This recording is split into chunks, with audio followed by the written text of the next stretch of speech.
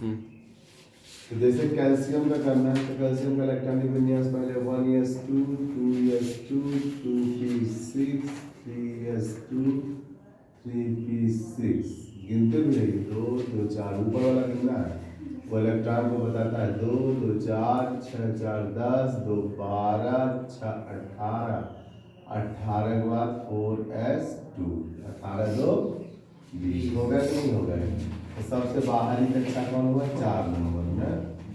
देखिए 4 नंबर जैसे मैंने इस तरह से बताया है नाभिक के कोष जल कोष यम कोष जल कोष। तो के कोष के नंबर 1 भी कहते हैं ना बता नहीं है। यल कोष को 2 कहते हैं यम को 3 कहते हैं और यन को 4। तो सबसे बाहरी कक्षा कौन हुआ चौथे नंबर वाला ना। देखिए ये 3 नंबर है ये दोनों 2 नंबर है ये 1 नंबर है। तो सबसे बाहरी वाला कौन हो गया यन। यन में कितने इलेक्ट्रॉन पहुंचे हैं 4s2 2 इलेक्ट्रॉन ना। इस यन वाले में कई इलेक्ट्रॉन पहुंचे हैं 2 यहाँ पे देखिए ठीक है ना समझ में आया। ये आप बाउ के नियम से हुआ। अभी आप बाउ के नियम से और जिसको भी आपको करना हो वो हमसे आप पूछ लीजिए। तब तक हम आपको बता दे रहे हैं अपने से आर्सेनिक का करने चल रहे हैं। आर्सेनिक भी ब्लॉक का रखा जाने वाला तत्व है जिसका परमाणु क्रमांक 33 है। जिसका परमाणु क्रमांक 33 है।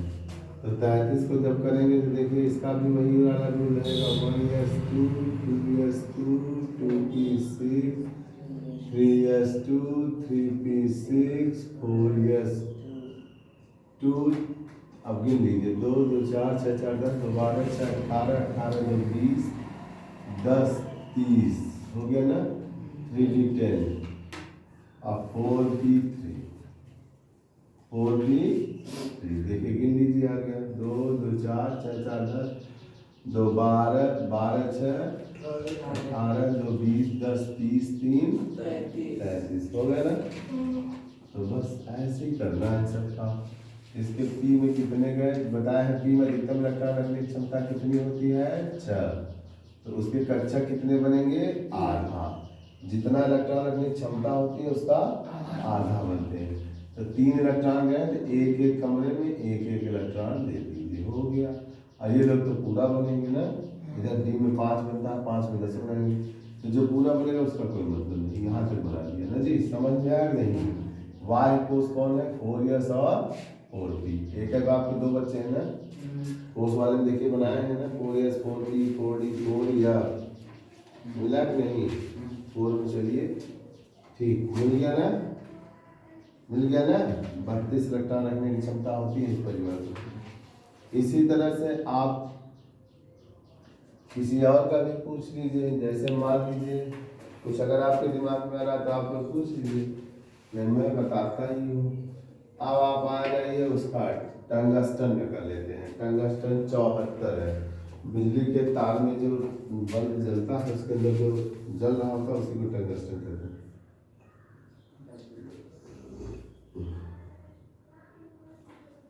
कितना है 74 है ना। 1s2 2s2 2p6 3s2 3p6 4s2 3d10 उसके बाद का देखा 4p6 उसके बाद 5s2 बोला 4d10 हमने लिख दिया पूरा 4d10। आप बार बार बोलेंगे आपको याद हो जाएगा सब लोगों को। 4d10 के बाद 5p6 अब जरा एक बार गिन भी ले 10 यहाँ होगी 10 20 10 30 30 8 38 10 48 48 2 50 7 54 होगी। और आगे चलो 20 6s2 4f14 5d10 6p6 अब गिन ले 10 20 30 8 38 10 48 48 2 50 4 54 2 56 56 4 60 10 70 70 4 60 कहाँ 6p है 4f के बाद 5d बने 5d ब्लॉक के एलिमेंट है 4 ट्रिगर बात है ये देख लीजिए ठीक है। 5d4 आ रहा है 5d4 आ रहा है हो गया विन्यास इसका। इतना बड़े से जाएगा। ये डी ब्लॉक का एलिमेंट है, ठीक है ना। अंतिम इलेक्ट्रॉन इसका डी में प्रवेश कर रहा है, इसलिए ये डी ब्लॉक का एलिमेंट है। अब इसी के बाद आता है अपवाद, इसी के बाद आता है अपवाद। अपवाद में सबसे पहले 24 वाला क्रोमियम। देखिए 1s2 2s2 2p6 3s2 3p6 ना 4s2 3d4। देखिए 2 2 4 6 4 10 2 12 6 18 2 20 4 पर यह गलत है, पर यह गलत वाला है। सही वाला रखा है 1s2 2s2 2p6 3s2 3p6 4s1 3d5, ये सही है। अब पूछोगे क्यों जी, मैं बता। देखो यस कक्षक में कितने कमरा बनता है, एक, क्योंकि इलेक्ट्रॉन रखने की उसके पास क्षमता अधिकतम कितनी है, 2। तो 2 है तो एक कक्षक एक। पी में कितने बनते हैं, 3। सहमत है सब लोग। डी में कितने बनते हैं, डी में कितने बनते हैं, 5। 1 2 3 4 5, यही बनेगा ना। और यफ में अच्छा इच्छा होती है, इसका 10 होता है इलेक्ट्रॉन। तो आप इलेक्ट्रॉन ना बनाए, आप बस ये बनाए कि 10 एक कक्षक में 2। और यफ में कितना होता है, 14। 2 3 4 5 6 7 हो गया ना, हो गया, सही है। कह रहा है एक बात और ध्यान देना है कि कोई भी कक्षक तब स्थायी होता है जब वह पूर्ण भरा हो। क्या भरा हो, पूर्ण भरा। जैसे यस में 2 रहे पूरा रहे, पी में 6 रहे पूरा रहे, डी में 10 रहे, यफ में 14 रहे। क्या होता है, परम स्थायी। ये क्या होता है, या आधा भरा हो, या तो हम घर पे भोजन कराए भैया अपने घर बुला के, या फिर इतना नाश्ता करा दें कि आपको भोजन करने की जरूरत ही नहीं हो। होता है कभी कभी। तो बस ऐसे कह रहा है कि आधा भरा हो, आधा P1 S1 P3 D5 और यह 7। यह भी एक कौन सी अवस्था कहलाएगी, स्थायी अवस्था। बात समझ में आ रही नहीं समझ आ रही, अया रहबई जिन करे वो भी स्थायी अवस्था है। न रहे बांस न बजे बांसुरी, यह भी एक स्थायी अवस्था है कि नहीं है, बोलिए। या तो पूरा भरा हो, या तो आधा भरा हो, या एकदम से खाली हो। समझ में आ रहा है। तीनों स्थिति में से कोई भी स्थिति अगर अपनाता है तो परमाणु क्या कहलाता है, स्थायी कहलाता है। क्या कहलाता है, स्थायी। तो जैसे डी में 4 इलेक्ट्रॉन आया था, यहां बना रहा हूं, ध्यान दीजिए। डी में कितना आया, समझाने के लिए बना रहा हूं। डी में 5 बनेंगे ना कक्षक, 4 आया, 1 2 3 4, 4 लोग भरे हैं, एक बेचारा खाली है। और उससे पहले 4s है, 4s में दोनों इलेक्ट्रॉन भरे हैं। तो कह रहा है 4s कि मेरे पास अगर एक भी इलेक्ट्रॉन न होगा तभी भी मैं स्थायी हूँ, एक जो होगा तभी भी मैं स्थायी हूँ, और दोनों होगा तभी भी स्थायी हूँ। स्थायी मतलब समझा था ना।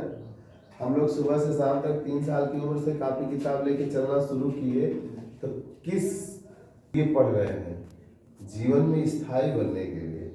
क्या बनना है कि हमको भगवान एक अच्छी सी नौकरी दे दे, सैलरी दे दे, परिवार को खिला पिला सके, ये जीवन उद्देश्य। करोड़पति बनना, अरबपति बनना, खरबपति बनना है तो वो ठीक है, सब राजा बनना चाहते हैं, पर इतना तो सभी जानते हैं ना कि इतना हमारा हो जाए कि हम अपने घर परिवार का भरण पोषण बढ़िया ढंग से कर सके। इसीलिए माँ बाप बचपन से आपको 2 साल 3 साल की उम्र में आपको कुछ नहीं पता हम कहाँ जा रहे हैं, लेकिन एक बैग ला दिए, वो पानी के बॉटल पकड़ा दिए और कहे जाओ स्कूल पढ़ो। और आप इसे तब तक पढ़ेंगे जब तक या नौकरी न पा जाए, या फिर घर वाले मजबूरी में आपको पढ़ाना न बंद कर दें, या आप स्वयं हाथ उठाने का हमको नहीं पड़ रहा है।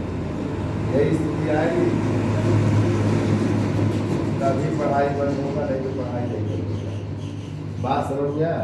तो डी के पास, बेचारे के पास देखिए कहाँ तक पहुंच गया, 10 से 5 पहुंचने में, स्थायी होने में इसे कितना चाहिए? 1। तो अगर अपना ये वाला इसको दे दे, ये स्थायी हो जाएगा नहीं हो जाएगा? तो क्या होता है कि ये अपना 1 इलेक्ट्रॉन इसको दे देता है, ये भी स्थायी, ये भी स्थायी हो गए नहीं हो गए, इसलिए यह विन्यास किया जाता है। समझ में आया? समझ में आया जी? इसी तरह से Cu29 का है 1s2 2s2 2p6 3s2 3p6 4s2 3d9 न, पर ये गलत है। क्या है? तो सही क्या है? 1s2 2s2 2p6 3s2 3p6 4s1 3d10। समझ में आ गया ना? डी में भी क्या था? 9 था। तो 9 हो जाए वो अच्छा है कि 10 हो जाए वो अच्छा है? और इसका तो 2 में भी स्थायी है, 1 में भी स्थायी है, तो 1 तो रहेगा, चल जाएगा ना भाई। तुम दोनों विधि से अच्छे आदमी हो, तो यार थोड़ा सा मेरी मदद ही कर दो। डी कहता है ये अपना 1 इलेक्ट्रॉन दे देता है। समझ में आया? इसी तरह से अब आपका कौन बचता है? 46। कौन? पीटी ना। आप लोग करेंगे अखबार? करेंगे कि हम करें? नहीं मतलब आप करेंगे, घर पे रिहर्सल करेंगे? तो दे दें। 3 अपवाद छोड़ रहे हैं, सिल्वर पीटी एयू। नहीं आएगा कल पूछ लीजिएगा, लेकिन अब उसे वीडियो में हम नहीं दे रहे हैं, बना दे इसको। ठीक, तो आप लोग 2 और कर लीजिए। चलिए अच्छा एक और कर लेते हैं। पीटी 76 का है, 76 का है। यहाँ तक आइए, देखिए जैसे 46 का ना, पीडी क्या है? 46 है ना। तो देखिए आइए 1s2 2s2 2p6 3s2 3p6 4s2 3d10 4p6। गिनिए 10 10 20 10 30 6 36 ना। 4p के बाद क्या आएगा? 5s 2 36 2 38 38। अब 4d क्या हो जाएगा? 8 ना। ये आता है, पर ये क्या है आपका? गलत है। तो सही क्या होगा? 4d 10 कर देगा बस। समझ आया? 1s2 2s2 2p6 3s2 3p6 4s2 3d10 4p6 5s2 ना हो के 4d10, ये सही है। समझ में आ गया? ये है अपवाद, इनको आपको करना है, जो मैं आपको होमवर्क दे रहा हूँ, जहाँ नहीं आएगा पूरे पीरियाडिक टेबल को एक से एक तरफ तक आप करिए, जहाँ अपवाद ना समझ में आए पूछिएगा, मैं समझ आऊँगा। ठीक है, आज के वीडियो में यहीं तक। इसके आगे तत्वों के आवर्ती वर्गीकरण हम नेक्स्ट वीडियो में आपको देते हैं। धन्यवाद।